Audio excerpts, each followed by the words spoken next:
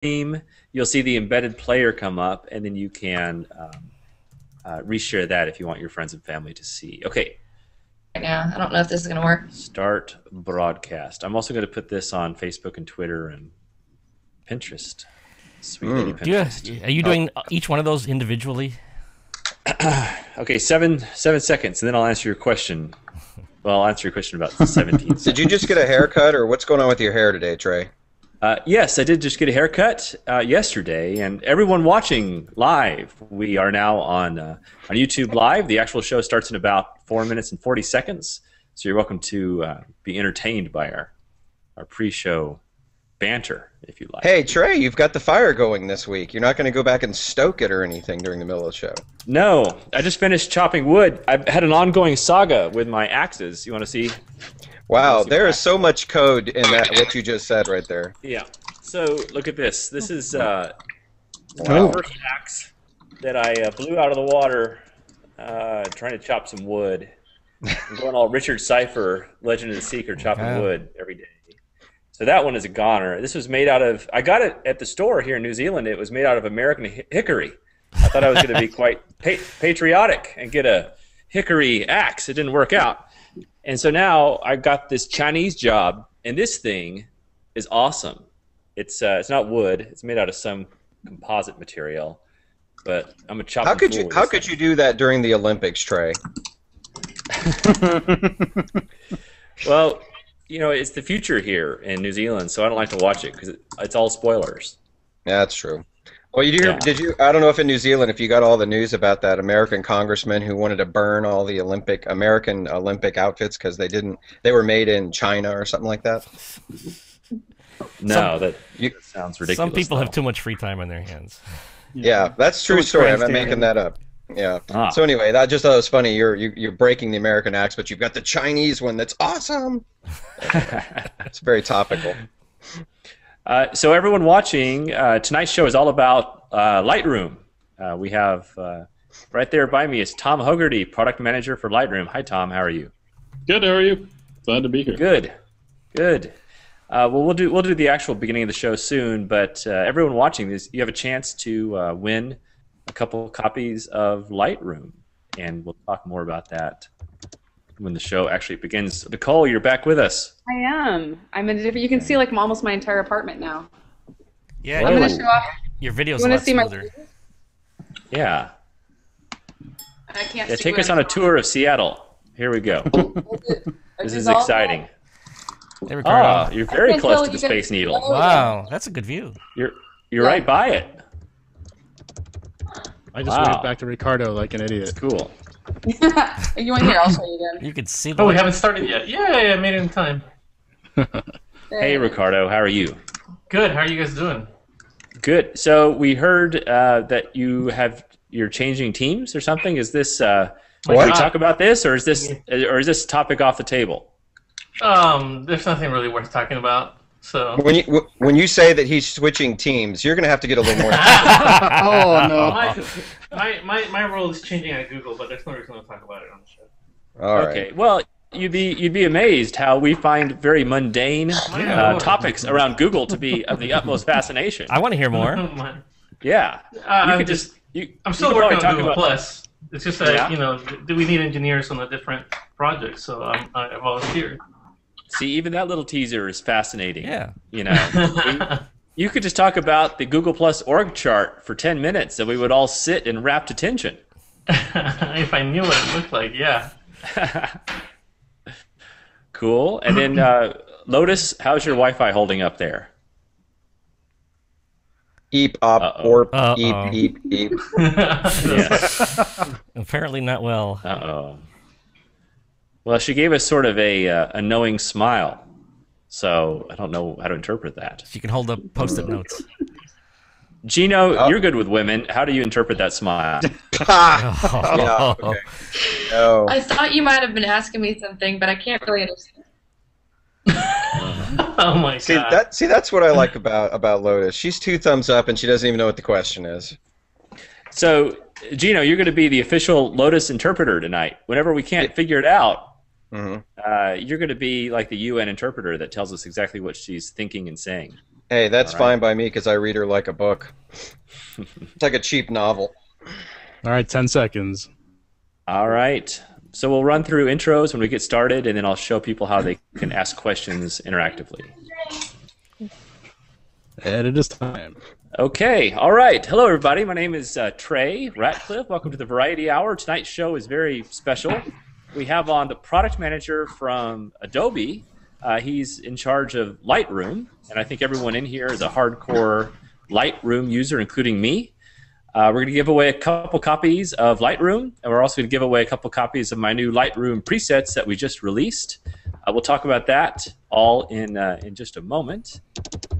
And also, I think all of us have come with a bunch of tips about Lightroom and questions about Lightroom. We'll be taking live questions on stuckincustoms.com. Here's a live question coming in right now. And we have all kinds of stuff going on tonight. So I'll show you how to use this kind of interactive question-asking device on the web here soon. But first, let's do introductions to see everyone that's joining us tonight. First, well, I guess it doesn't really matter what order we go in. Let's just start with the worst guy first. Let's go with Gino. Yeah, I knew that was coming. Come on. Thank you. I'd have been disappointed if you didn't hit me after that introduction. Yeah. Yep, I'm Gino Barasa. I live in Austin, Texas. You can find my stuff at 1138studios.com, 1138studios.com. That's an ode to a previous George Lucas movie, in case you're curious, and I know you all are. And what am I doing these days? I'm glad you asked, Trey. What I'm doing is I'm preparing for my fantasy football draft. I got my board in the mail today. Here it is. And Kick it old school. Yeah, I kick it old school, baby. I go snake draft. I'm also in an auction league. But so anybody that wants to suggest, I have the 5th pick in the first round. It's a redraft league. I'm going to be taking suggestions live on air tonight. That's what I have going on. All right. Thanks. You should use Google Docs, by the way. They're less noisy. Well, yeah, but you can't kill a tree that way. Okay, and Juan Pons in the next square. Hey, Juan. Hey, how you doing? Good. Tell us about you. Well, I have to say my life is not as exciting as Gino's, it seems. Nobody's But I'm actually living in Bangor, Maine right now. I moved up here not long ago and enjoying the cold winter in Bangor. I'm primarily a wildlife and nature photographer, and really enjoying being up here and photographing Maine's beautiful coast. It's amazing how beautiful this state is. If you haven't had any chance to spend up here near Acadia National Park or near Mount Katahdin, which is the northern terminus of the Appalachian Trail, it is spectacular. And folks can find me at my website, which is juanpons.org. And Juan, cool. Can you confirm that you are indeed the manufacturer of the women's facial cream? I am, absolutely. That's why, I dress this sharply. Excellent. Really rich. I just wanted to confirm that for the audience. Thanks, Gino. That was well done. Now, let's say hi. Well, we did skip Dave. That was not nice of me.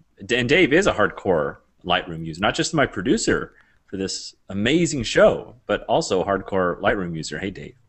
Hello. I'm Dave. I'm from New Jersey. I am an IT guy and photographer. You can find my stuff at plusdave.com, and I like wearing socks. Ah, yes. Nice. That's important. It is. And Dave, you're going to join me for this photo walk in New York in a couple weeks, yes? I don't know. It depends on what time of what day. If my real job, if it's during my job, then I cannot. Well, you gotta make time. I haven't really announced it yet, but I want you to be there. All right, I'm counting on you, Dave. I will try. Okay. And next is Keith Barrett. Hey, Keith, how are you? Fine, Trey. How are you? Thank you for having me. Good. Good. I'm Keith Barrett from keithbarrett.com and vidcastnetwork.com, a budding amateur photographer, a tech guy at the Walt Disney Company. You can find me on Google Plus or just Google my name and find me all sorts of places. All right. Nice to see you, Keith. And Nicole. Hello, Nicole. Hi. I'm Nicole Young. I live in beautiful Seattle. It's gorgeous out here right now, thankfully. I'm a photographer. I'm an author. And since we're on the topic of Adobe today, I'll mention I'm one of the help desk for the National Association of Photoshop Professionals. I usually answer the Photoshop questions, but I get my fair share of Lightroom every once in a while. Cool, thank you. And you came prepared with questions and tips for everybody, Nicole? Sure did. Good, good. All right. Ricardo. Hello, Ricardo. How are you? Hey, everyone. My name is Ricardo Lagos. I'm an amateur photographer and a user of Lightroom, amongst a few other tools. Lately, I took a short break from processing because I just got tired of it. And so I definitely recommend that, if you're feeling tired of processing, take a break, because now I feel better. And this weekend, we had like just a really exciting weekend. Brian Matias came down, visited, and we did some urbex. We did some night shooting, light painting, and had a really good time. Awesome. And you are a mysterious Googler that works in a mysterious area of Google+, yes? Well, I work for photos and events. Oh, okay. No, way to blow it. Yeah. I wanted it to be just kind of unknown, and that way you'd be laced with this wonderful layer of mystery. Killed the excitement. Man. Sorry. All right, here comes a man with no mystery at all. It's Tom Hogarty. Hey, Tom. Yeah. How's everyone doing? So apologies, this is my first Google Plus Hangout, so bear with me as I kind of learn as I go. You're doing terrible so far. I know. First of all, the lighting is the big mistake. You look kind of greenish. San Francisco is always just beautiful light. You look green. So I'm a group product manager on the digital imaging team. I'm responsible for Lightroom, the Camera Raw plugin that ships with Photoshop and Photoshop Elements, the DNG file format, which anyone who's interested, and I can bend your ear on that topic for about 4 hours, and Bridge, which is the file browser that ships with Photoshop. I'm also kind of in charge of all of our social media platforms as well. God, anything else? You get a Lighthouse out of Adobe, right? Yeah, geez, anything else? Like, not enough to keep you busy there? They just pile. Oh, and by the way, I'm in charge of all social media. I have a couple of gigs too, so that rounds out my day. There you go. Now it's over. All right. Well, that's what happens when you're competent. They keep heaping more stuff on you. Yes. Right?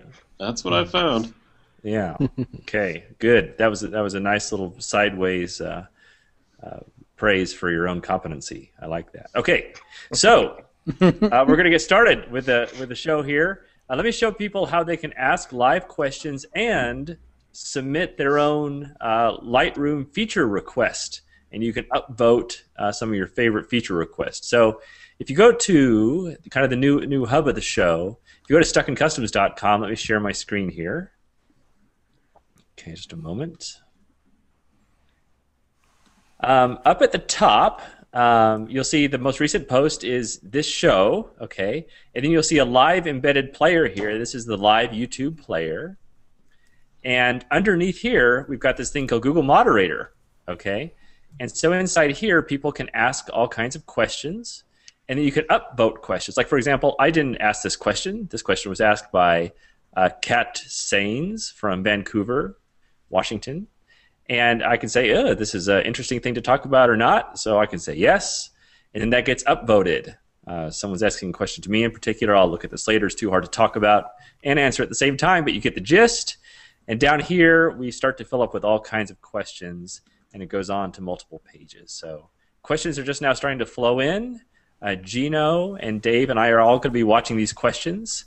And if you have a feature request, just to make it a little simpler for us to see, you could do just like George F. has done here without me even saying it. He did Lightroom feature request, content-aware fill. That is a great feature request, and I quite agree. But we'll talk about all this stuff later. I know you guys see this red meat and you want to talk about it already. Just hold on. We will get to this. So tonight's show, by the way, is brought to you. You guys know I have this tutorial on the site all about HDR, and I recommend some software called Photomatix from HDR Soft. So they're sponsoring the show, and I wanted to send a little shout out to those guys and That's a cool product. All right. So, Gino, do you think everyone knows how to use this question asking machine? Without question, at least the smart people. Okay, good. Well, then we're guaranteed only to get smart questions. Without question. Yeah. Okay, so I want to start with Tom because there are a few. We're going to jump into like an intermediate and advanced Lightroom topics here, but there's a lot of people out there that actually don't even know what Lightroom is or why they would want to use it. And so let's kind of start at square one, Tom, and you could give people your little elevator pitch on why Lightroom will bring harmony to people's lives. Absolutely. I guess I've been giving this pitch for about 7 years now. Hard to believe. But basically, most people think of Adobe, they think of Photoshop. And in the photography space, Photoshop is a great application, but it's typically not where I go for harmony. It's where I go to just extract every detail and piece of beauty out of an image I can get. Lightroom, on the other hand, is kind of a well-rounded application that you can use to manage your images, make basic edits, and basically create things like prints or photo books or slideshows, things you can share with other folks. So in a nutshell, it's kind of your photography hub where all your images live, and then you can make basic edits and really just enhance your images and then quickly send them off to Facebook or Flickr. It's a lot like iPhoto or Picasa for folks that know those applications, but it's kind of a step up for those who have maybe graduated from a point and shoot to a DSLR. You graduate from iPhoto to Lightroom, etc. So it really is kind of the hub of the photographic workflow. The other way to think about it, and I don't want to ramble on too much, but when digital photography was starting to become popular in the early 2000 timeframe, it was clear that Photoshop that was created 22 years ago wasn't designed to handle digital photography that well. And so actually the second engineer who worked on Photoshop said, well, if I could rewrite Photoshop specifically for digital photography, what would it look like? And that's essentially Lightroom. Okay. And so, now that we kind of established that, I know there's lots of people watching that are avid Lightroom users. Maybe you could kind of fast forward to today and tell us like a couple features that you're most excited about, or some news, or maybe something that popped up with version 4.1 that people might like to know about. Definitely. So it's interesting. We did the first Lightroom public beta in 2006 in January, and pretty much instantly a feature list was created for Lightroom by the community of photographers who wanted to use it. And we're still cranking away on that feature list 7 years later. It's really amazing how much photographers want to be able to do in Lightroom. And the latest release is focused mostly on, again, those three areas: organization, image processing, and sharing. So on the organization side, we added a big map module so you can organize by location or GPS coordinates. We added a brand new processing algorithm, which I'll get to in a second, that just helps you kind of get the most out of your camera. It's kind of like increasing the dynamic range of your existing camera. And then the other big thing that folks are talking about is the ability to print photo books from Lightroom. I will say one thing we kind of snuck in after we launched Lightroom 4 is kind of this concept of high dynamic range processing. Yep. And it's a little bit tricky, so I wanted to walk you through it if I could do a screen share. Yes, we love demos. That'd be awesome. Show us your magic. I've been using this technique for all my HDR lately, by the way. And are you happy with it? Yes, very. I'll say I don't do a lot of HDR, and I don't really have any HDR editing software. Most of the stuff I do is either with filters or whatever. But I've actually been using it because I'm a Lightroom user, and I use Photoshop. So the two combined, it works for me. So I really like the 32-bit installation of that. Great. And, a lot of people have grown accustomed, be sensitive to the sponsor of the show, to just basically grabbing a series of bracketed images and doing an edit in, and you can just list Photomatix as one of your external applications and merge to HDR that way. But one of the tricks is how you process the balance between the highlights and the shadows. And some of our engineers are incredibly intelligent people who are good math background. But just also, some of them, right? Yeah, and passionate photographers. And that combination, they're just so aware of the challenges we face as photographers. And, what they did is they said, well, we've got all this dynamic range in our cameras. How can we edit those images with a really nice set of controls? So I'll get to that in a second. But basically, I'm in Lightroom right now. I'm going to choose to edit in. I'm going to merge to HDR Pro and Photoshop. And this is just a way to get all of these images into a single file with the entire dynamic range captured. So this is a bit of a staged capture just to show off the capabilities. You can see I did a series of bracketed images shooting my children's toys in front of a really bright sunlit window, and then just stopped down until I had all the detail of both outside of the window and inside the room.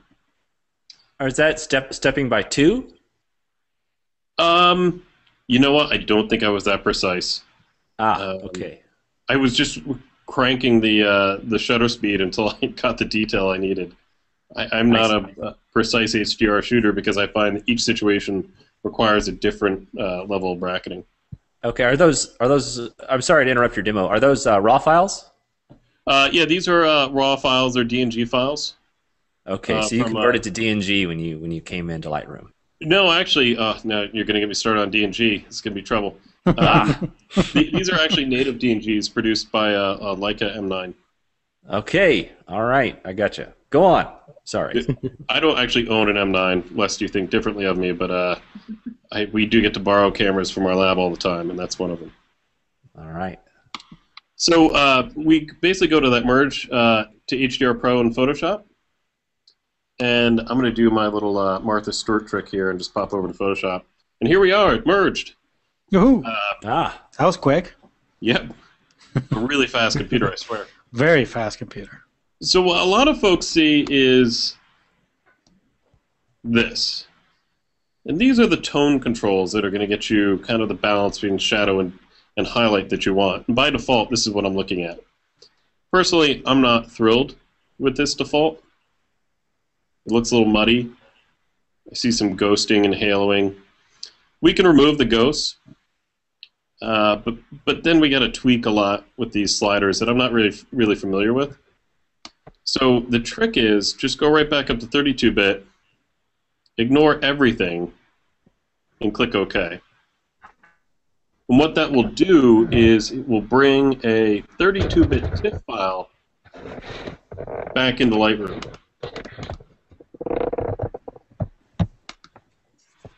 And what you'll find, let's go over to the develop module, is all of a sudden your exposure, you've got every little bit of detail from -10 to +10 in that image. So it all exists. And by default, pull this back, it looks like that. It's pretty high contrast. So if I want to start balancing out those shadows and highlights, well, let's make our shadows brighter. Let's make our highlights darker. Maybe just the exposure a little bit. And using the controls I'm used to in using Lightroom for a single image, I've just balanced what is an incredibly high dynamic range image with just a couple clicks. And to give you an idea, this is bright sunlight out here. Dirty windows, apologies. And very deep shadow detail in here. And it's all been resolved in a single image.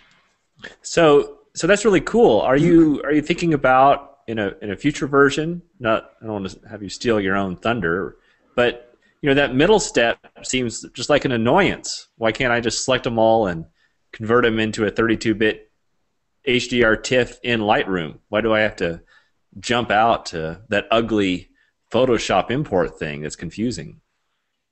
That's a great question. Thank you. And probably you know, I see a lot of folks jumping to that conclusion and that logical feature request of, well, why don't I just merge them in Lightroom? And that seems like a pretty reasonable request. All right. One of the challenges is that, you know, we do need to go ahead and take all of that raw data and then convert it to something that what we call output referred, and then we've got to go ahead and make sure all the layers align. So we have to use our alignment technology and then save that back out as another file. So there is a lot of high technology in that process that we haven't included in Lightroom to date, but certainly it's a logical feature request now that we have the ability to essentially tone map an extremely high dynamic range image. I'd also like to be able to push the sliders further than I can push them now. That's one of the only issues I have with it, is that I find myself wanting the sliders to be able to go. Yeah, don't worry about Dave, man. He's the same guy that wants an 11 on his radio in the car, man. That's crazy. Well, you'll notice we like customers like that. That's why we had Lightroom's Navigator go all the way to 11 to 1. Couple Spinal Tap fans. I have a question about the just real quickly. The geek in me has to ask this because I think when I started doing it, I ran into problems because I had my default edit in Photoshop set to PSD, and I think I had to change it permanently to TIFF in order to work in the HDR mode. And I, because there's going to be people out there going, oh, I tried this and it's not working, and I can't do anything with it. So just so people are aware, and obviously correct me if I'm wrong, please, but I'm pretty sure you have to go into your settings and change it so it's defaulted to TIFF. Absolutely, and that was a conscious decision. Actually, the default in Lightroom is for the file format to be TIFF. Why do we do that? TIFF is an openly documented format, similar to DNG or JPEG, whereas the PSD file format is proprietary to Adobe. So we're embracing open standards with Lightroom, and so we default to TIFF, and we're only supporting TIFF for this workflow. Mm-hmm. Look at you guys, man. Y'all are sweet. It would be nice, though, just, to warn people. You're going to get a bunch of people saying, hey, we want this, because we know Lightroom so well. I would like to set it so that only my 30, like when I want to do an HDR, it comes in TIFF, and then if I edit anything else, it goes in PSD, little things like that. So it's curious, what's the preference for PSD over TIFF? I think I've just been using it for a while. It's just simplistic for me. I don't know. I can't really give a solid answer. It's funny because I like TIFF. I like TIFF better too. Yeah. Because it's open. Well, I've been using TIFF now ever since I started. So. I'll go on record as saying I don't care what file format you use, because I never look at that. I usually look at the images. Yeah, I don't really know what TIFF or PSD is in reference to. So. In the end, I'm going to upload a JPEG, so everything else in between is just... that is the struggle. What's a JPEG? Yeah. Is there a file size difference, like a larger TIFF file versus a larger PSD file or smaller PSD file? TIFF can definitely be more efficient in some scenarios and be a smaller file size. So I should probably just switch to TIFF. Plus, by the time Dave looks at it, he's going to look at it in his phone, so it's going to be like 640 by 480. So hey, Tom, does that aligning technology that's used for the merge, for the HDR, also used for the stitching as well? Because that would be one of my requests for Lightrooms to be able to do stitches as well. That's a good question. I don't know the technical details off the top of my head, but my guess is that if we built stitching alignment technology once, we're using it in multiple places. Right. So there you go. You killed two birds with one stone.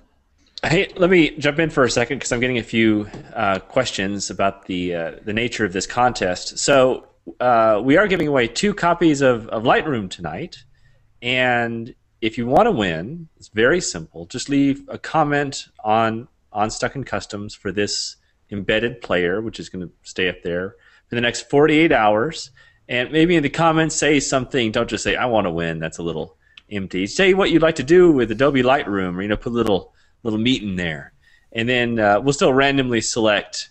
If the comment is super lame, we may not select it. We may go back to the ping pong balls and make another selection. But anyway, we'll do that in about 48 hours from now. And Dave, do you want to be the ping pong? Yeah, and it's only eligible to non-PO box addresses because you're going to have a physical product shipped to you, the winner, and it's not anybody that has PO boxes ineligible. Ah, So you have to have a we're real doing address. physical. We can't just send a key, a serial number. Apparently not. Well, you can Why send it. not? You can send Adobe, it come to. on. You can send it to UPS Dave? stores though, because they'll sign for you.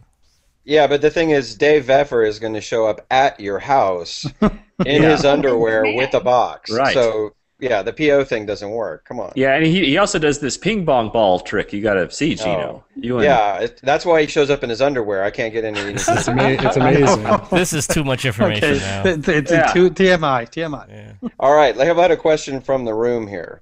It says, Okay, go. I'm thinking, this is from J.S. Konecki from Chicago, and I'm pretty sure I butchered that. Thinking of making the switch from Aperture. Tell me the difference between Aperture and Lightroom. Why would I go with Lightroom over Aperture? For one, it's way faster. All right. Yeah, I'm kind of curious to hear the opinions in the room before I tackle that one. What was the question? Why Lightroom over Aperture? I'll give my little answer real quick. One, I'm such an avid Adobe fan. By the way, Adobe doesn't sponsor me or pay me or anything to do any of this stuff. I love stuff. I'll talk about it whether or not they're sponsors, and I do love Adobe stuff. And so I love Adobe Photoshop. I spend a lot of time in there, and even though there's pretty much equal integration between Aperture and Adobe Photoshop, and that's equal to the integration between Adobe Lightroom and Adobe Photoshop, I feel like in the future there might be even more integration between the two products. So I'm just kind of keeping a pure Adobe experience. And the other thing is that with Aperture, they had a really long gap before they updated the thing, and people were getting nervous. And so that could happen again. There could be another huge gap before that thing is updated. And if you remember I'm a big Apple fan too, by the way, but remember what happened with Final Cut X, they really upset a lot of these hardcore film editors. They felt like they were betrayed because Apple, they're kind of this ivory tower type design company. They go, we think it should be done like this, and so shall it be done. And then so they institute like a new blanket, almost UI or integration type policy. And who knows, maybe like they'll decide in the next Aperture that no more sliders, right? Sliders are gone. It's all like some sort of 5-finger haptic display interaction, or who knows what the hell Apple will do. But I tend to trust the incremental version updates that come with Adobe products as being easy to understand.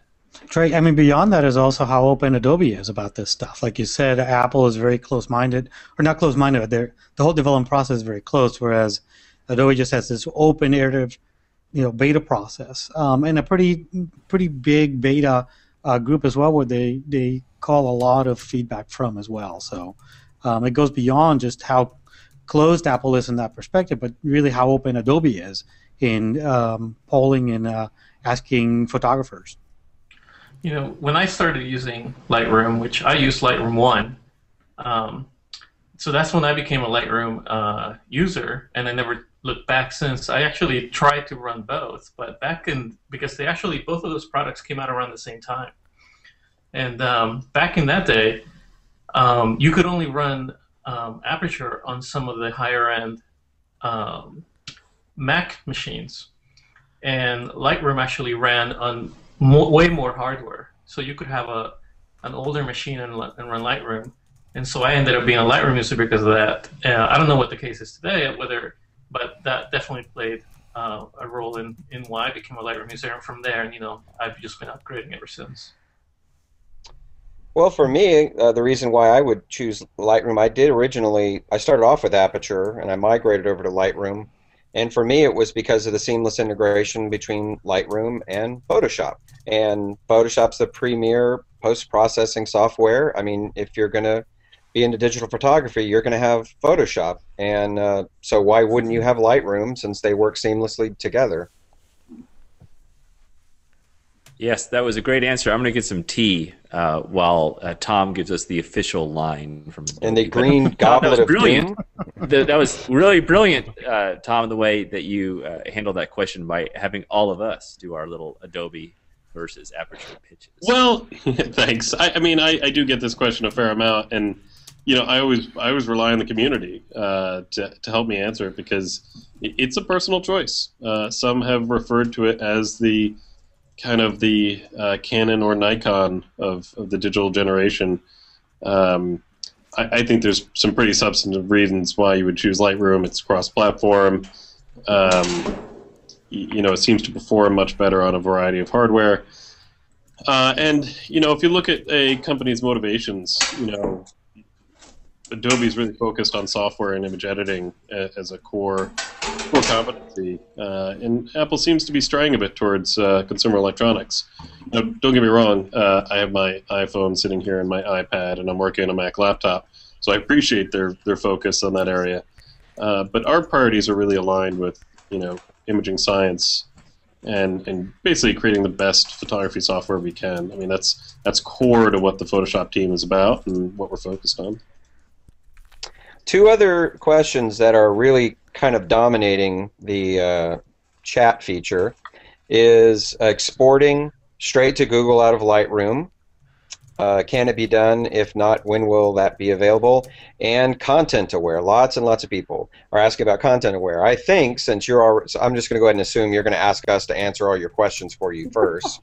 That you're not going to throw content aware into Lightroom, because what would be you got to have some candy available in the basket of Photoshop that you can't get in Lightroom. You just can't have everything in Lightroom. Otherwise, why would you go with my guess is because content aware is a bitmap type of thing that once it's done once. Everything in Lightroom is virtual. And if we had faster processors, then one day we could see, I think, content aware, because it would be able to just calculate it every time really quickly. Just made me look like an idiot.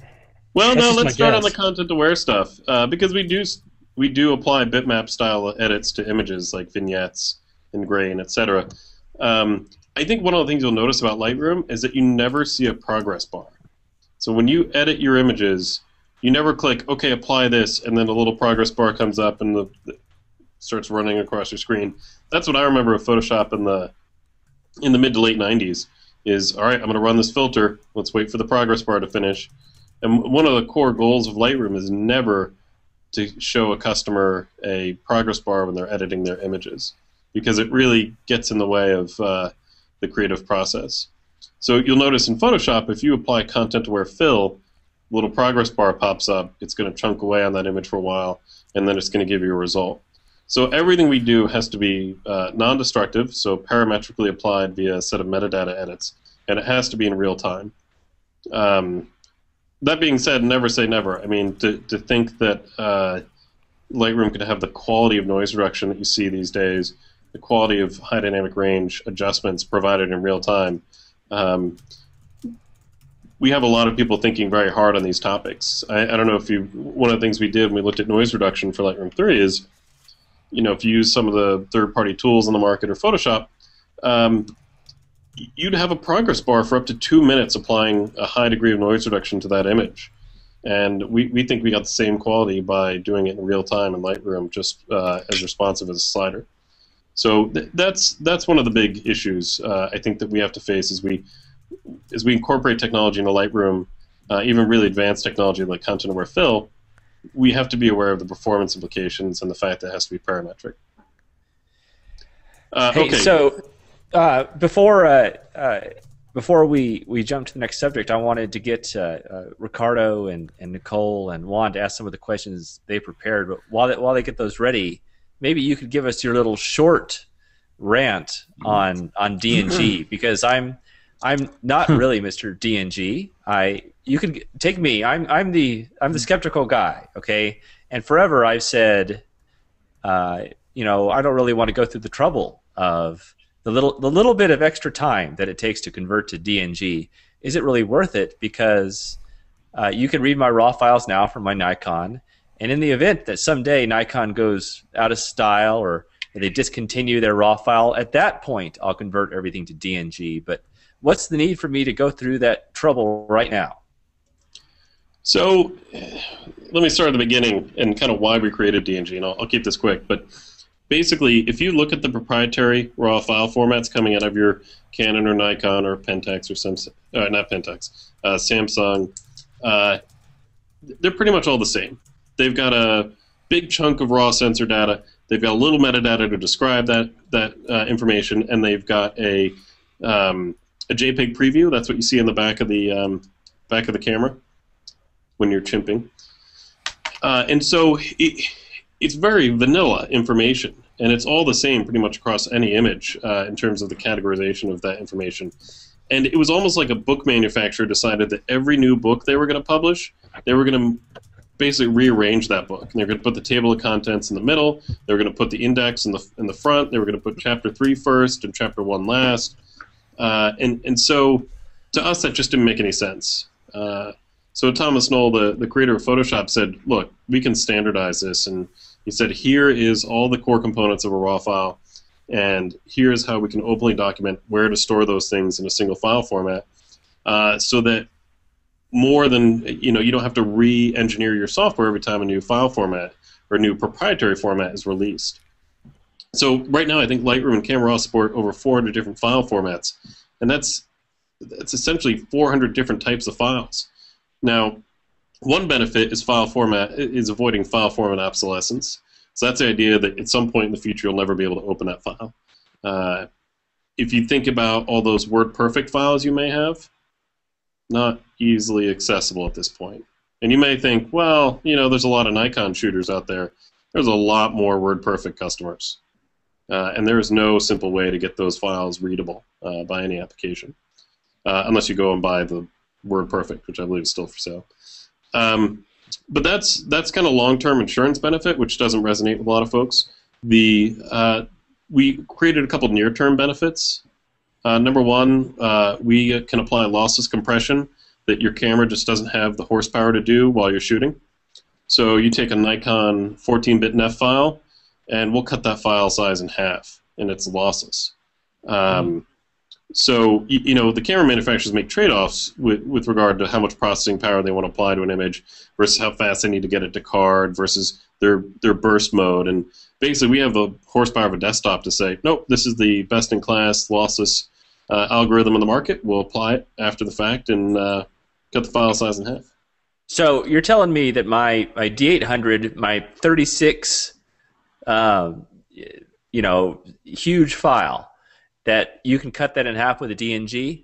Yep, same quality, identical side by side. Wow. So I don't know how big a 36 megabit file is in 14, but I think it's probably about 60 megs per file. You guys can get it down to half that? Yep. And then add all the HDR, the photos you do for HDR, you save a lot of space. Yeah, so it must be also then that must follow that it's faster in Lightroom to pull it up. Well, that's actually one of the new features we added. I haven't tested the speed improvements just because the file size is smaller. Because at the end of the day, we're taking the same amount of raw information and we're demosaicing it and we're loading it up and tone mapping it in real time in front of you. However, one of the new features we added to Lightroom 4 and Camera Raw 7 is a fast load data option. It's such the geekiest feature name ever. And basically, it'll take a little bit of information, like half a megabyte, and drop it into the DNG file. And so whenever Lightroom or Camera Raw sees that file, it's like you just looked at it. And we have what's called the Camera Raw cache, which, if you're going back and forth between two images, you don't have to wait for the load time because we have that information at our fingertips. And so we basically took that information, we put it in the DNG file, and that's the first thing we look for. So as you go image to image, that loading bezel goes away, based on my tests, about 8 times faster than if you didn't. So you said that's an option. Is that option on by default? And if not, where do we turn it on? So it is not on by default. It was in Lightroom 4.0, but unfortunately there's a bug in Apple's raw processing software and Google's raw processing software that was misinterpreting that little bit of information, made the image look like it was corrupted. So we've submitted bug reports with both Google and Apple to fix that, but until they do, we've turned it off by default. So that confused me. If I turn it on, and since I have an Apple, is it going to look corrupted? Yeah, iPhoto and Aperture choke on it, to put it politely. What about Preview? Does Preview choke on it as well? But you're not using iPhoto and Aperture for that, Trey, so you'd be fine. Yeah, I'm using Lightroom for that. Right. Exactly. So if you don't stray from our landscape, you're fine until the bug is fixed. It's also Picasa has a problem with it as well. But Tom, what about Preview? When you press the space bar, does it look corrupt there too? I believe it's all the same raw processing code, so yes. And Tom, DNG in 4.0 has like tiling and multi-core capabilities now too, right? That's a new thing. Whoa, you're going way in the weeds there, but absolutely. Whoa! Take it easy, Dave. Slow down. Dave's nerding it up tonight. I want to give my 2 cents on DNG because I have been using DNG for quite a while now, and I actually import all my files as DNG, and when I remember, I go back and convert them all. But one thing that appealed to me was that when you have a raw file, like a CR2 or a NEF file, anytime you do any editing to that, whether it's Photoshop or Lightroom or probably even Aperture, you're going to create a sidecar XMP file that basically they hang out together, and the sidecar says, hey, this is what I did to the file, and the raw file goes, oh, okay, I'll make my photo look like that. But when you use DNG, that data is stored with the DNG file. So you don't have all these extra extraneous files floating on your computer, and you can keep all of it in the same place. So that's one of the reasons that I really like DNGs, because I don't have all these extra things floating around. And it stores snapshots inside the DNG file, I believe, too. All right, Tom, can I ask a real basic question then? Regarding all this, is you guys are talking about, okay, the benefits of DNG. So how does somebody like me, I'm shooting with my D800, I go to, download it into Lightroom, what should I do so that I'm converting it to DNG instead of TIFF or RAW or anything else? That's a good point. So let me go ahead and walk you through that. I'll do another screen share. I have 2 different workflows for this, and it's changing based on this new fast load data feature. I would import my images in their proprietary format because I want to see them as quickly as possible. And even if it's a fraction of a second per image to convert to DNG, I don't care. I want to see them right away. I would go through my basic edits, and then at the end of the day, when I was ready to basically step away from the computer, I would go under Library and choose Convert Photos to DNG. Okay. Only convert raw files, delete originals after successful conversion, embed fast load data, and you're good to go. That seems way too easy. Whoa. I'm sorry. Go ahead, Tom. I would originally do that at the end of the day, but now after I do a first review, I tend to go ahead and run that so I get the performance benefits in the develop module. So Tom, I don't mean to rain on the DNG parade, but I got a question. What other programs besides Lightroom and Photoshop can deal with DNG files today? So I don't have the full list in front of me, but there are over 200 different software titles that can read DNG files. If you're an iPhoto or Aperture customer, it's a quick way to get advanced access to raw file support because they tend to be a little bit slower in updating those applications. Picasa supports DNG. So if it's lacking proprietary support, you could convert to DNG and get access in Picasa. So there's a lot of different software titles. The one sticking point is that the native camera manufacturer software does not support DNG. So if you're shooting Nikon, Capture NX is not going to support the DNG. If you're shooting Canon, Canon DPP won't. Although I do believe there is an intrepid Nikon shooter who created a DNG to NEF converter if you wanted to grab that one image and convert it back to a NEF and open it in Capture NX. Oh, geez. Okay. For those of you who are all the masochists out there. For those of you who have like these massive like multi-core machines, when you're converting to DNG, it uses all your cores. I'm actually running it right now. I just wanted to. I was so excited that we could just do it in place. I decided to do my whole library right now. Oh, really? And all the little cores are glowing. It's just really great. Yeah, we're definitely multi-core aware. Although some people complain that we never take enough of their resources. I want to see all my cores working when I paid for each one, so I want them all used. I wouldn't mind the option to have one core not be used. Nerd. Okay, hey. So, everybody, Tom Hogarty only has 12 minutes left before he has to leave. And then, of course, after he leaves, we'll all talk about it. But until then, we need to pepper him with rapid-fire, quick-hit questions. So let's go Ricardo, then Nicole, and then Juan, and then we'll start rapid-firing questions from the audience. So go, Ricardo. Trey, you stole my question. My DNG was my question. So go on. All right. I'll fill in later. Okay. All right. My question is, are there any plans to improve the secondary display with Lightroom? Because I find, and I know other people find, that it really doesn't. It acts kind of, as my boyfriend calls it, a second-class citizen. You know, you have it in grid view, and then you're on your main screen. You change it to grid view, then it goes to full screen view, and it doesn't change back. Or you highlight several images, and you can't pick or select or reject them all at the same time. So, although I was happy it was there at all, though. So. So we're definitely prioritizing feedback in that area. I mean, one of the challenges is that we definitely launched Lightroom into an environment where most photographers had literally their primary display for that one image in Photoshop and a secondary display just to hold the palettes. And it was usually the older display. And we found that photographers are kind of starting to drop that workflow a little bit. But I'm going to do a plug right now because we usually want to dive into the specifics of what's not working for you, and we want to do that. I'm going to share my screen again on a website called feedback.photoshop.com. So that's feedback.photoshop.com. Here it is. And if you scroll down, you can jump into Lightroom. And what we're looking for is a suggestion. Here's some of the ideas under consideration. Some people just describe problems they're having, but this is something we have people who actively monitor these reports, and they funnel back into the product team. It's kind of our efficient way of absorbing a lot of feature requests from a large group. Cool. So I kind of deferred that.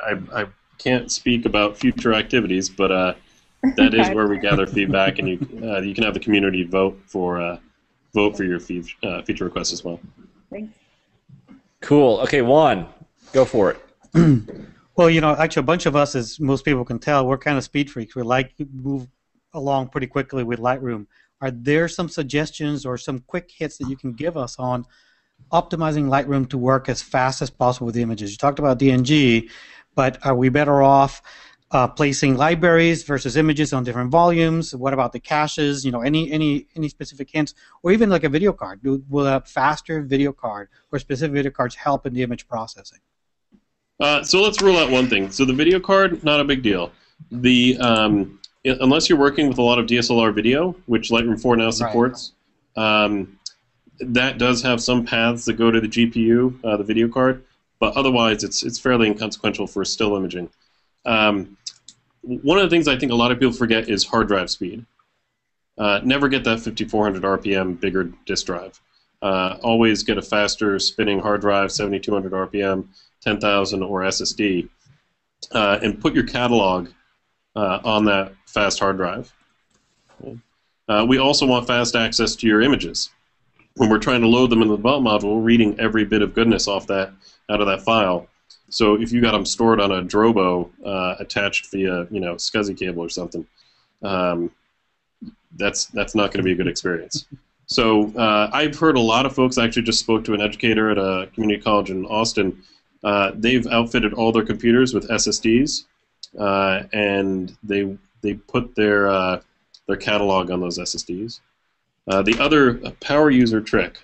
Can I ask a question about that real quickly? No, sure. Are you saying the catalog as in just the Lightroom file, or are you saying the entire library of images? Because that's an important distinction. So when I say catalog, I'm kind of thinking of like a card catalog in a library. It's just the little LR cat file that's typically in your pictures directory or my photos, and the images, which are kind of like the books in a library, can live in a different location. And sometimes that can be advantageous to have them in different locations because we do a lot of rapid read and write to the catalog, and the images get loaded kind of simultaneously. And that if those two processes are competing and you have the option to get a 2 hard drive system, that will be best. Right. Yeah, because the majority of photographers are going to have boatload of photos on a Drobo or some other external source. So that's good to know. Thanks.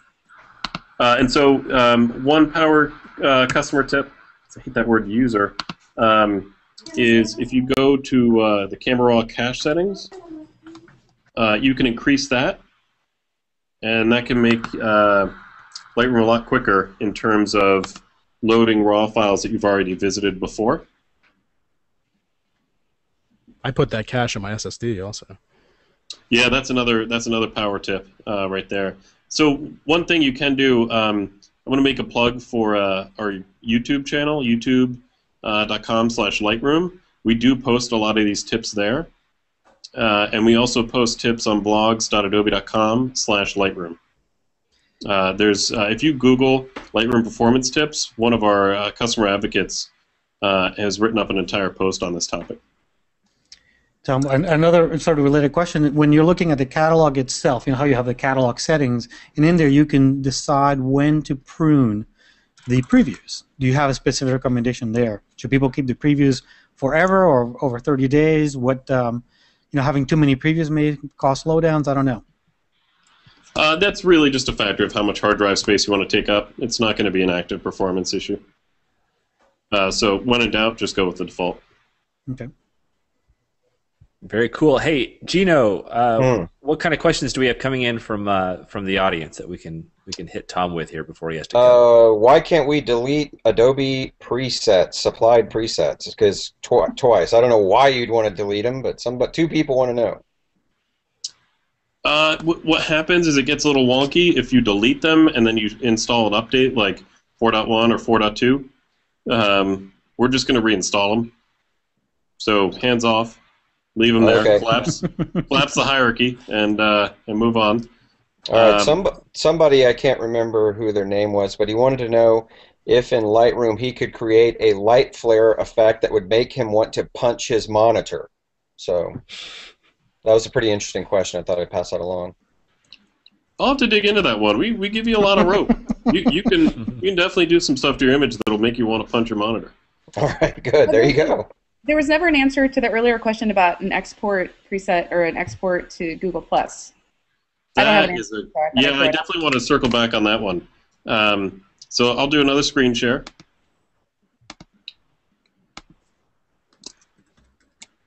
So in Lightroom we have this thing called Publish Services, and basically you can drag and drop images to your Facebook photo stream, to your Flickr. Your Flickr photo stream, your Facebook wall, and then we have third-party plugins that allow you to publish directly to other services like SmugMug or Picasa Web, and we would really love to add the ability to publish directly to Google Plus from here, but I hate to put Dave on the spot. We don't have an API to do that. It's called it's kind of an application programmer interface. Google doesn't allow that from third-party applications, whereas Facebook, Flickr, SmugMug, all these other applications do allow you to publish directly to their service from an application like Lightroom. So half the problem is Google hasn't defined how we're going to be able to publish to them yet. There are some workarounds. A couple things I do is I use a third-party Picasa Web plugin.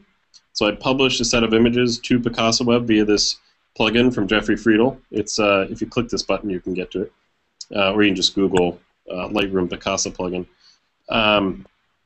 and then you can publish there. And then once you're in the Google Plus environment, you can select the albums you have, and then kind of share them that way. Or you can create a set of publish settings for images that you want to appear on your hard drive,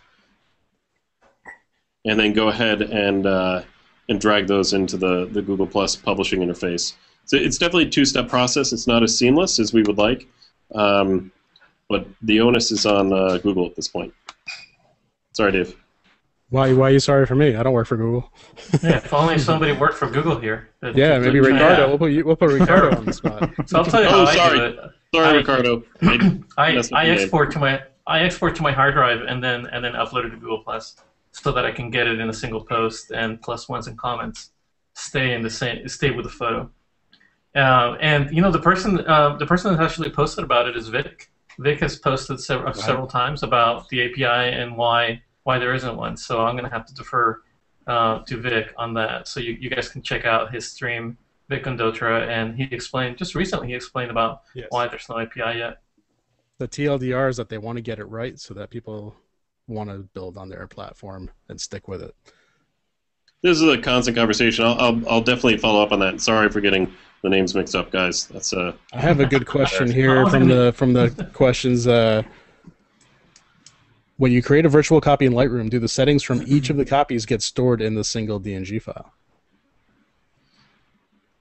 That's a possibility, but not something we currently do. When you create a virtual copy, only the master settings get stored in the DNG file. Every derivative virtual copy, those settings do not go back into the DNG file. It's something we can do. We just haven't in the catalog file, I guess, right? Yeah, it's only in the catalog file. We try our best to put as much back into the file system as possible, because that way, if Lightroom should ever explode or we stop making it, all the information is with the file. But not virtual copies. So virtual copies, if the catalog's gone, they're gone. Did somebody already? Back up. Did somebody already ask like how big you recommend that you allow your catalog to get before you create a new catalog? Like your library, is that what you're asking? Like how many images in per catalog before you should just create a new one? I get that one a lot, and it's a legacy question, because when we ship Lightroom 1, once you got past 20,000 images, the performance would start to hurt a little bit. Yeah. And so we actually re-architected Lightroom 3 for performance benefits, and I really have yet to run into someone who... So this is a non-issue now? I consider it a non-issue. I mean, I had talked to one photographer who was trying to import 900,000 images. Is that Scott Jarvie? No, it's a Canadian photographer, just very creative. I think the import process tends to run out of steam. I think we might have a memory leak in there. But if you're importing 100,000 at a time and you get to 1 million, you're all good. I think the largest library I've heard of is 1.2 million. And I really recommend a single library. I think it's the way I guess I don't have to worry about that. Just leave one library forever. Is the key kind of like, like you said with the hard drive space with your previews and your cache and how fast data is being accessed, is that really what's going to slow us down even if we don't have an extremely large library? Yeah, even if you have 15 images and in one catalog, if they're stored on like a 5400 RPM drive and you've got like 3 megabytes left on your hard drive, it's going to hurt. That's why we've got that little hard drive space indicator in Lightroom. I don't know if people notice, but it changes color in your volume browser. No, I haven't seen that. I'm always running out of space on my laptop, though, when I travel. Well, once you convert those D100 files to DNG. Yeah, you convinced me. You convinced me. I'm coterminously very stubborn and very open-minded. So you have definitely swayed me. I'm with you. And Dave has already been trying to convince me over the past few weeks and months. And I think you and Nicole together have double-teamed me and put the final nails in the coffin. So, there's some other goodness in there, too, I wanted to touch on. One of the things we added to the DNG 1.2 specification, it's the geekiest thing I've ever said, is kind of a fingerprint for the raw data. And basically, there's this problem with hard drives that they're susceptible to bit rot. So you could actually have a corrupted file and not know it, because one little tiny portion of your hard drive is corrupted. And so what we can do is fingerprint the raw data, and then in the future we're looking at adding features that will allow you to validate your collection of DNG files to make sure that, well, if there's any bit rot out there, you better get your backup online and replace those files. It'd be cool if you stuck a little bit of parity into the file. Do that. Somebody had a follow-up question on one library. If I have multiple catalogs and I want to merge them without losing anything, how do I do that? So that's that workflow is basically import from catalog or export from catalog. So I used to have a couple of different machines, a Mac and a Windows, and what I would do is I would use the Mac on the road, and that would be my travel catalog. and then when I was done traveling, I would just copy the catalog and the images to a external hard drive, plug it into my Mac, and then I would open my main catalog, my Windows, my main catalog, and choose File, Import from Catalog, and just select it, and it would bring in all of the information and all the images, and they would be available. Virtual copies, collections, you name it. Cool. Tom, question regarding the DNG imports. For example, there's some. Does DNG honor any metadata that you may not be aware of at the time? For example, the new Canon GPS receiver not only adds latitude and longitude, but adds heading information, something that Lightroom, for example, doesn't recognize as of yet. But does that, if I convert those files, my raw files to DNG, will I lose that information that you guys are not aware of as of yet, or will it retain it and then use it later on?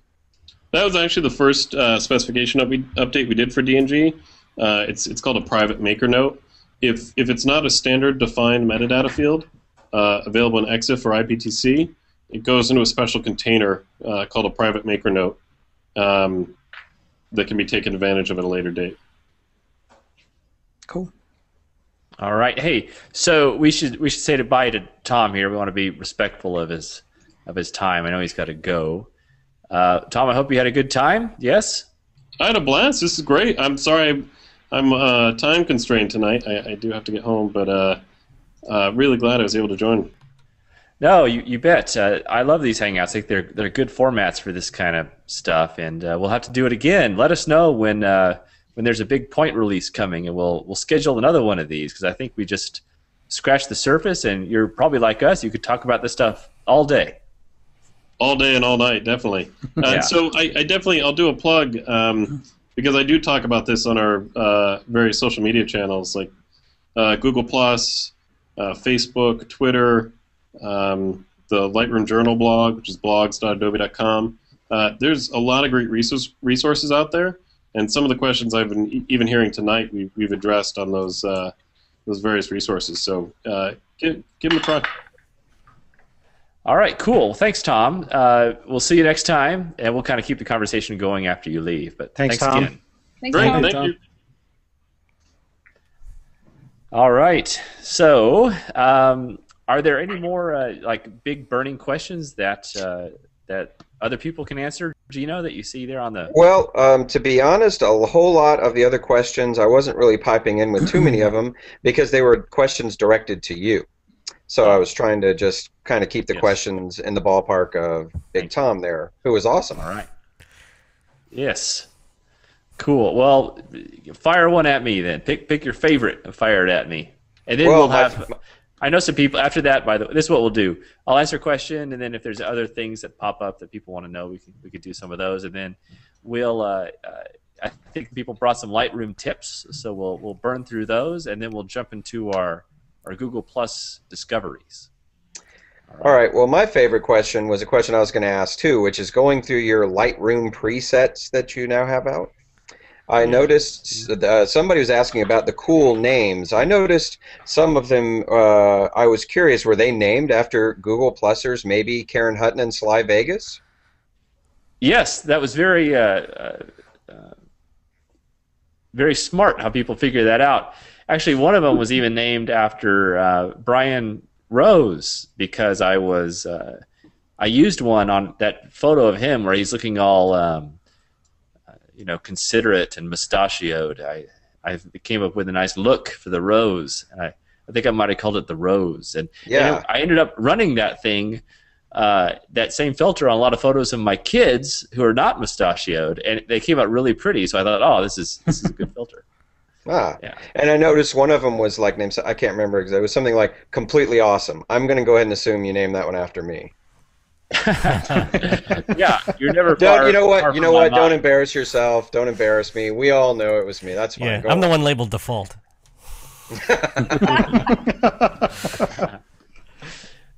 Hey, Dave, let me jump out to a little production note here. Is my video looking smooth? Because everyone looks quite choppy to me. Oh, you're smooth, baby. You're smooth, but I did notice somebody on the thing posting that they were having problems with the stream. Yeah, yeah. There's one or two people watching it on my site because they can't get the player to work for some reason. Yeah, Trey once again has crashed the internet. No. I think Crash it was Tom Google? that crashed it. All right. So, Juan, do you have a tip you want to throw down to people?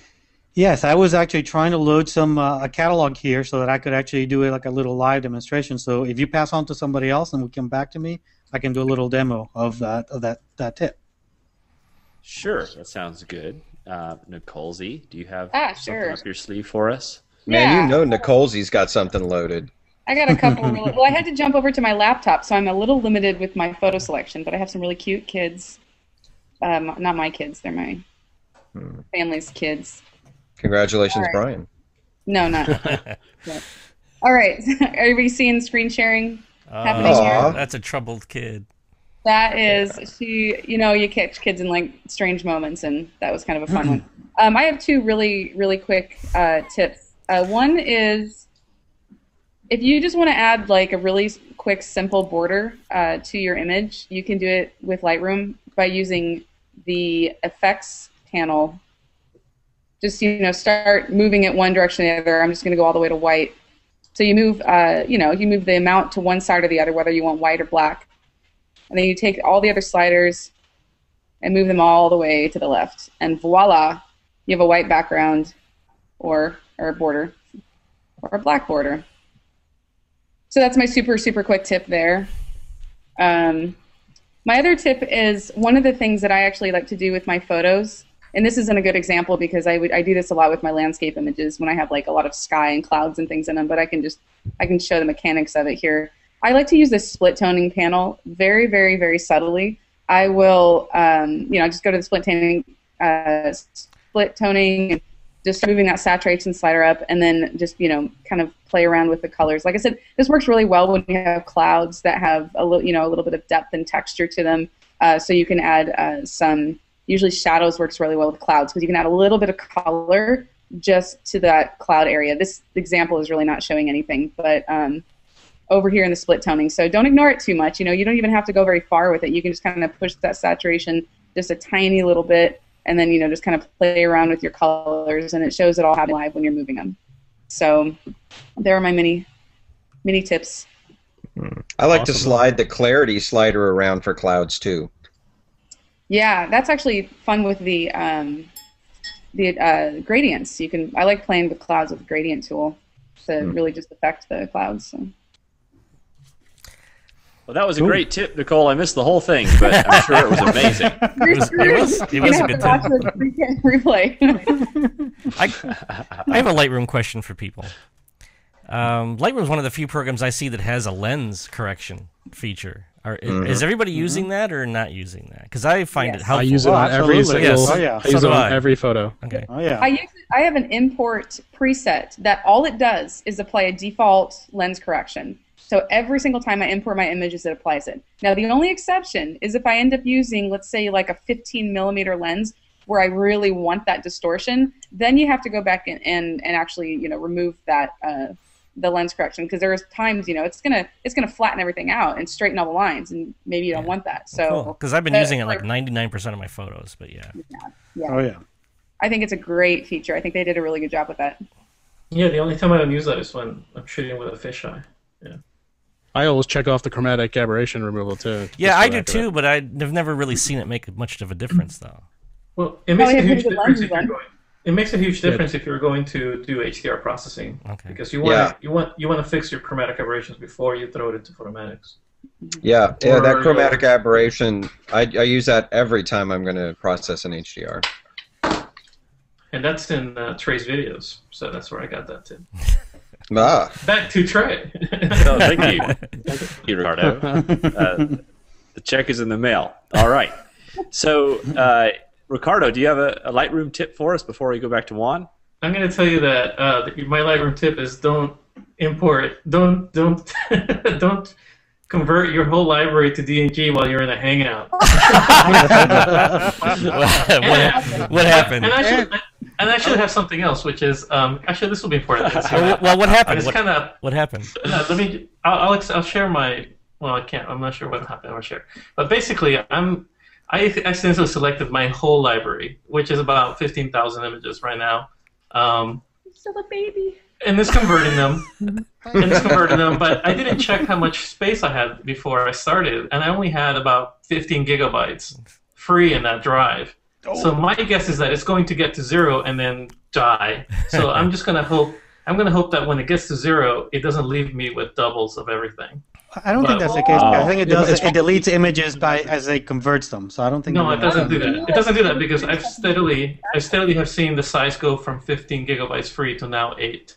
So, yeah, I don't think it does do that, because at the very end it gives you the option: do you now, after you've converted, want to delete the raw?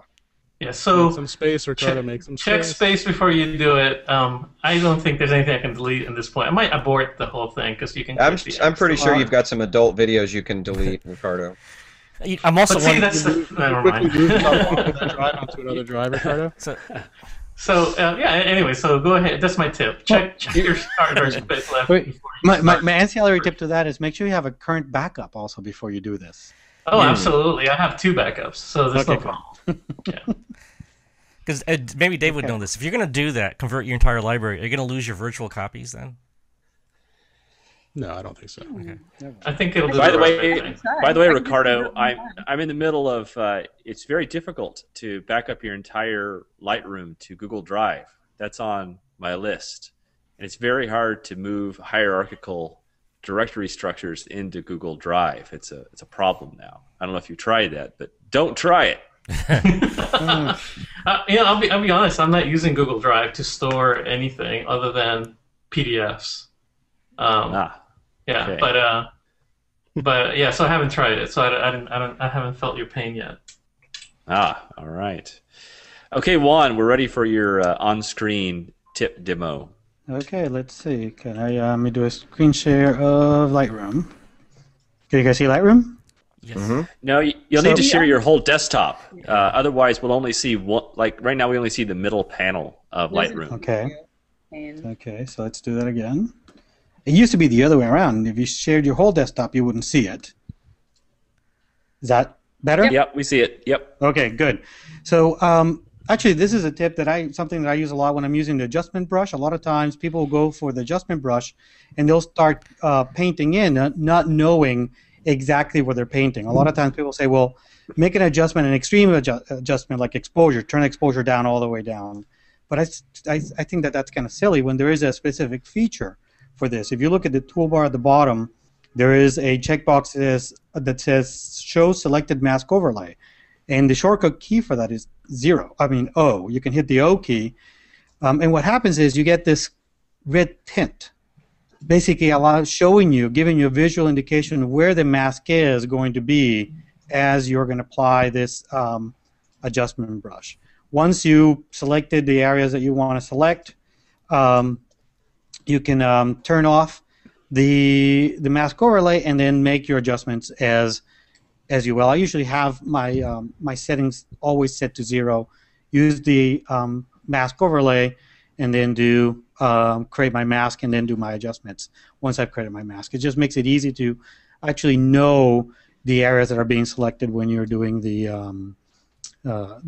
adjustment brush. Yeah, I didn't like that. I didn't like that blacked out version though. That was no good. Right. So using yeah. Hey Juan, we see in your watermark up there that you do photography workshops. Do you have any coming up that you want to plug? Oh, absolutely. I do lots of workshops throughout the year. I have one coming up in Acadia National Park in October. And my most popular workshop that I do is Yellowstone in the winter. I do that once a year. I've been doing that for about 10 years now. Lots of fun. You haven't seen Yellowstone unless you've been there in the winter. You should call it Juan Pons and Long Johns. Wow, good name for it. Yeah, it is cold. Yeah. I've been there at minus 40 degrees. Yeah, on Golden Ponds. It's not like that all the time, but it does get pretty cold. Yeah. So some of your wildlife photography is little bitty tiny animals, and you got these extreme close-ups. I mean, are you just like so patient that you're like following one of these little marmots around, just waiting for him to turn around and give you the finger or something? Or what do you? I mean, some of the expressions you catch on these animals are just amazing. Well, it's all about learning your subject. It was just as with anything else, knowing your subject is the key to making great images about them, right? You're not going to tell me you're a marmot whisperer, are you? You got to become a marmot whisperer. You got to become a bison whisperer. You got to learn where these your subjects are going to be, where they feed. You know what time of day they're going to be active, so you can position yourself there. This is not random. You don't just drive randomly, hoping things happen in front of you. You go to specific places where things are going to happen, and that's my problem. Yeah. Yes. That's my whole life. That's what I teach on my workshops. Yeah. I just got back from Yellowstone, and it was, of course, it wasn't winter, but very hard, you know, to catch a bear in the right place or catch coyotes. You got a couple of shots, I think, of some wolves like in midair, kind of jostling with their mouths open and snarling at each other. And I was just like, unbelievable that you would be right there at that moment to capture that picture. I mean, how many hours or days were you tracking these guys to get that moment? Well, I mean, it's about knowing where things are, you know, talking to people that are there all the time, having your contacts, that you find out where the carcasses are. And where the carcasses are, this is where the wolves are going to be, and where the coyotes are going to be, where the foxes are going to be. We have a similar saying in Vegas, but it's a little different, you know. You mean don't go into the desert? Without the shovel, yeah. Yeah, right. And, all right, so... Go ahead. No, Gino, I'm sure you had another gem you're going to lay down. Go ahead. I was just going to quote my favorite line from Goodfellas, which is, you always dig the hole first before you bring the body. Otherwise, somebody comes along while you're digging the hole. Now you got to dig 2 holes. So you're starting to worry me, Gino, with all these pieces of fact that you have. I'm just now starting to worry you. You haven't been paying attention. All right. So I have an update. Go. The files are deleted as it goes along, but they're put in your trash. And until you empty your trash, they keep on taking up space. So I'm okay. You just have to bake it the entire evening. For everybody that was worried about it, I'm okay. So that means you're going to be up until tomorrow at 10 p.m., right? Right. Emptying that trash every 30 minutes. Right. I got a fast computer. It'll be done soon. Yeah, I like all these updates. It's as exciting as the Mars rover landing. Just like it. Keep us informed of the status of your recycle bin, Ricardo. Except these pictures are even better. These pictures are clearer than the Mars rover pictures. And we can promise there is living life in that garbage can as opposed to the Mars rover. Never mind. Nobody understood that, Gino. Okay, so I'm going to start with our Google Plus discoveries. Okay, here's my discovery. His name is Rob Dweck. He's only been circled up by less than 4,000 people, so circle this guy. I'll just show you the album covers, and I think you'll agree with me that he's interesting. So make sure that his pictures fill your stream and your life. I went to his About page. It hardly said anything about him, so I would have liked to tell you more. I have intuited that he lives in San Francisco, but that's about all I can figure out so far. Actually, Trey, I know Rob, actually. What? I know Rob. He has a pretty cool ebook on photographing the Golden Gate Bridge. Aha. Okay. Yeah, well, he has tons of pictures, so I guess I can recommend that ebook because he appears to know what he's doing. Yes, absolutely. If you want to photograph the Golden Gate Bridge, you could do very well for buying his ebook. That is a niche ebook. Okay. Okay. It looks like Ricardo. Ricardo, you're next. All right, thanks. So my discovery is Joni, and I'm going to mess up his last name. Joni Niemelä. He is from Finland, and this image went on my stream today, and I thought it was just gorgeous. So I checked him out a little further, and he has about 8,000 followers. So I think he deserves a lot more. And I'll show you really quickly some of the stuff it's in this selected works. Very cool. This stuff is just stunning. So Joni Niemelä, and I'll send you the link so you can put it in your post. Now, how did you find this guy? Thanks. Let's see which circle I have him in. I don't know how. He's under my photographer circle, so I don't know when I brought him in, and but I had him circled for a while, but I finally saw one of his photos in my stream that I began commenting on today. Excellent. Nicole, what do you got for us? Right. We're going right to left here, in case people couldn't tell. We'll end with you, Gino. Do you have someone, Gino? No, I don't want to share anybody else's work. Forget them. All right, so my Google Plus find is Eleisa Barbour, and the reason I found her was because I was recently a judge in the Krista Ray photography scavenger hunt, and Krista has been publishing the winners and from the judging, and this was one of the images that I chose to be first place in one of the categories. And so she kind of got on my radar there. I just thought it was absolutely beautiful. It was for the motion category for this, the most recent one that was published. And I looked through her, her collection of images. She has some really beautiful. Some of them just, look very mobile phone-like, which I very much appreciate. A lot of self-portraits, some textured flowers, just really refreshing stuff. It's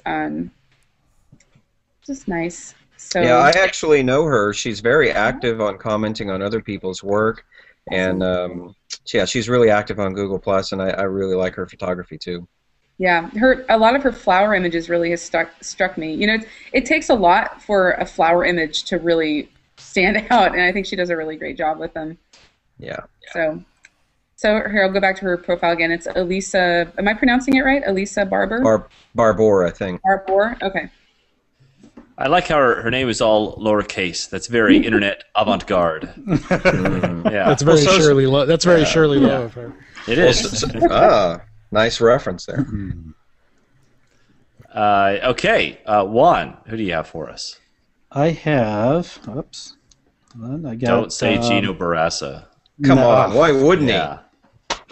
I got Alex Morley. He lives out in Oregon, somewhere in Oregon. I want to say somewhere around Portland. And he does incredible images of some of the tidal pools out there. And I know him a little bit because he went to one of my workshops, last year, and I was amazed by his photography. And he's got, I don't know how many, he's got like 150 followers, something like that. Let's see. 153 followers. Not anymore. He's got, not anymore, hopefully. He's got some incredible stuff out there of the Oregon coast. Some beautiful work, so definitely check him out. Cool. Thanks. That's a good one, Juan. Okay, Gino, everything's on you. Yeah, no, actually, I'm not on my regular computer, so I don't have access to anything on here. This is my son's lapper, and I borrowed it from him tonight. He's not happy about this at all. I had to shoo him out of the room several times. So I have nobody to share. Although I really I do have a question about this though. Is how do you guys find new people the easiest? I have a hard time. I'm frequently looking for new people to follow that don't have a lot of followers, just to kind of see what's out there. I have a hard time, I can wade through hundreds and hundreds of people and not really find anybody. Do y'all have a recommended way of finding good people? I take a look, every once in a while, I'll take a look at the people that are adding me, and if you look like a photographer, I'll throw you into a bin that's like stuff to check out, and then I'll just, and then I'll look at that circle maybe like once every week or every 2 weeks, and the stuff that looks good, then I'll move onto like a more permanent bin or circle. Yeah. Okay. I've gone to like 500 pixels before and kind of done a reverse search. Like if I'm looking for photographers, the stuff on 500 pixels is usually going to be pretty top-notch stuff because that's what people share their top-notch stuff. They should be.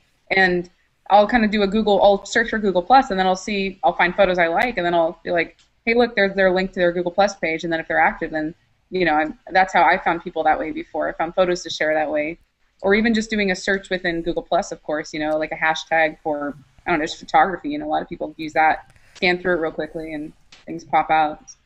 Yeah, I normally find that when I find somebody that I'm just completely amazed with, that I'm the last guy to follow them. They have 1 million followers and me, so.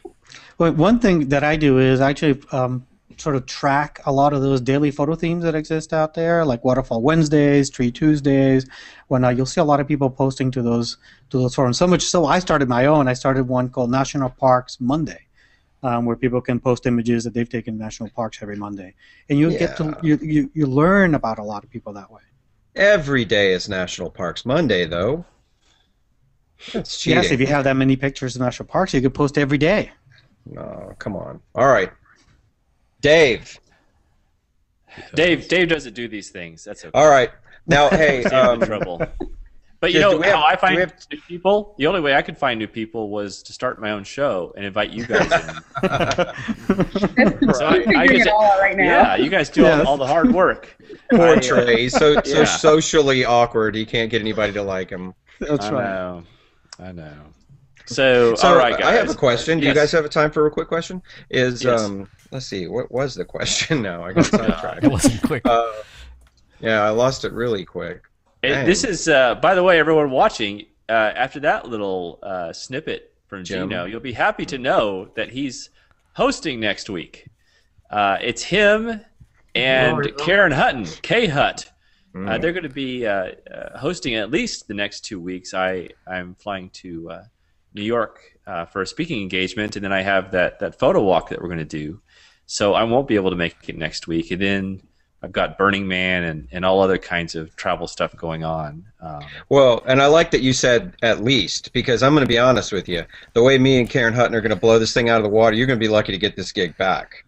So. Good. Well, I know I'm leaving it in good hands, even though they're quite unpredictable hands. Yeah.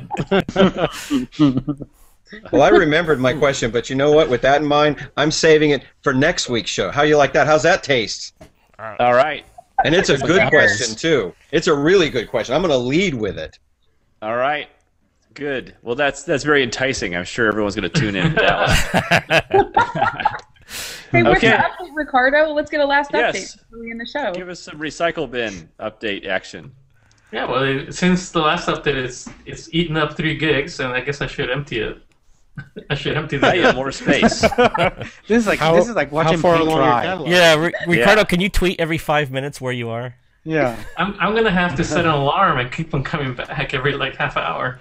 Just set up an automator batch to do it or something. There you go. I wish your recycle bin had a Twitter account. That would be. There should be a setting to not putting anything in the trash and just always delete. Ricardo is 10% done.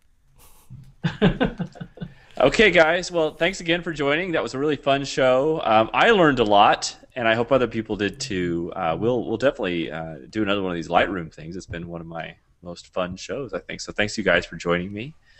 And now we just all kind of wave and say goodbye. Bye. So thank you guys. Bye. Bye. See you next time. I'm